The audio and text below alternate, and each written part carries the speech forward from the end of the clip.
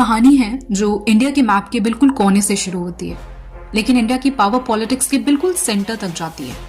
North east India, mainland से 22 kilometre का Siliguri corridor, जो पॉसिबली वाइड और एक्सटेंड हो सकता है, काफी सिक्योर और पावरफुल लिंक है।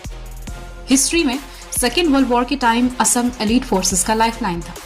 जापान को एशिया में रोकने वाली सप्लाई लाइंस यहां से गुजरती थी।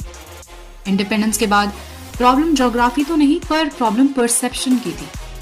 नॉर्थ ईस्ट को समझा नहीं गया, सिर्फ कंट्रोल किया गया। और आई थिंक यही रीजन था कि रेस्ट ऑफ इंडियन सिटीजन्स वहां से कनेक्ट नहीं हो पाए और नॉर्थ ईस्ट इंडिया के लोगों को रेसिज्म फेस करना पड़ा अपनी ही कंट्री में। लोगों को उनके चेहरे के बेसिस पर जज किया गया, चाइनीज, फॉरेनर, आउटसाइडर।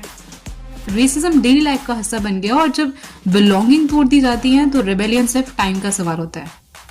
इसी गैप को बाहर की पावर्स ने यूज करने की कोशिश करी, जिसमें वो हमेशा फेल हुए और होते रहेंगे। करंट पिक्चर बहुत ही डिफरेंट है। चाइना बॉर्डर के सामने roads, air bases, logistic hubs. Bangladesh के फ्यूचर की तो क्या ही बात करें। एक्ट ईस्ट पॉलिसी का गेटवे, जो कल तक इग्नोर्ड था, आज नेशनल सिक्योरिटी का फ्रंट लाइन है।